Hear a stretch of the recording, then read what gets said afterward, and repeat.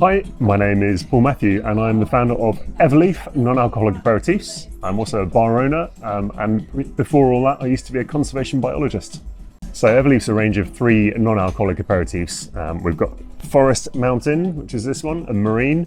So all drawing inspiration from those biomes and using plants from them to create interesting flavours that just happen to be non-alc.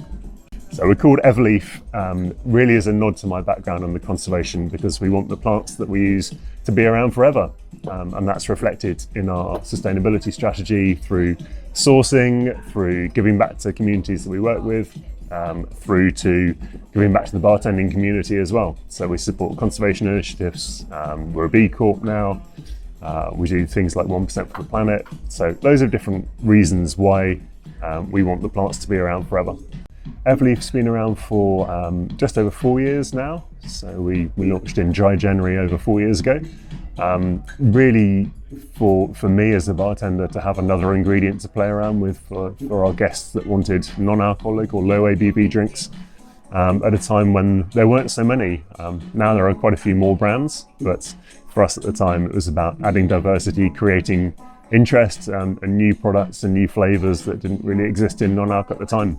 One of the things we've really strived for with Everleaf is to make things that don't have an analogue in the world of alcohol. So they have unique flavour profiles, so bartenders want to use them, whether that's as a non-alc or with alcohol. They're something unique, they're something interesting, they're not just mirror images. So in that respect, I think it's been amazing to see bartenders using them in all sorts of different ways, and I think that's the way the category needs to move. It's great to have analogues, and it's great to have things that push the flavour boundaries and are exciting and an experience for people to use. I think we're being a lot more mindful about what we drink, but also more foodie and more interested in flavour. And so we're not just kind of satisfied with a glass of tap water or a really sweet fruity juice. We want things that pair with our food even when we're not drinking alcohol.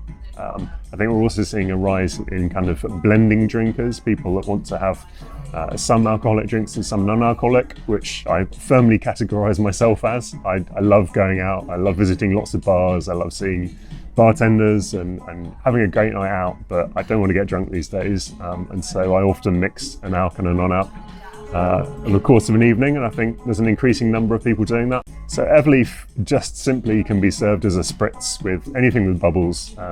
We recommend a light tonic, so Forest light tonic and orange, or Mountain light tonic and strawberries, or Marine light tonic and lime. That's the easy one, but these are complex drinks. We use lots of different plants in each of them. So if you're a bartender, you can pull out all those different flavours, you can work with them in different ways. So I love using Marine in drinks that would normally use tequila or gin. For Mountain, it's kind of vermouth style drinks. So this works particularly well with stuff you might want a sweet vermouth or a rosé vermouth with. I use it a bit in Manhattans. And then with Forest, it's more at the kind of aperitivo style, so things that might be a bit more bitter, or I like making sours with it. Saffron's one of the key botanicals in that one, so saffron sour is a favourite drink with that. Again, equally you can make them into spritzes with some Prosecco, that's always good.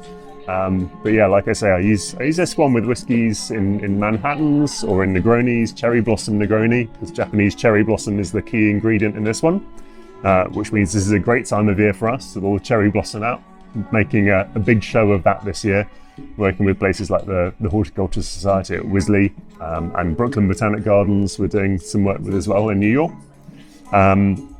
With Forest, I quite like that with gin drinks, I quite like that with whiskey as well, and with Marine, yeah, like I say, far more kind of tequila based or gin based things. I use a little bit of Marine in my martinis when I'm making a martini. It just adds that salinity and umami, that seaweedy touch.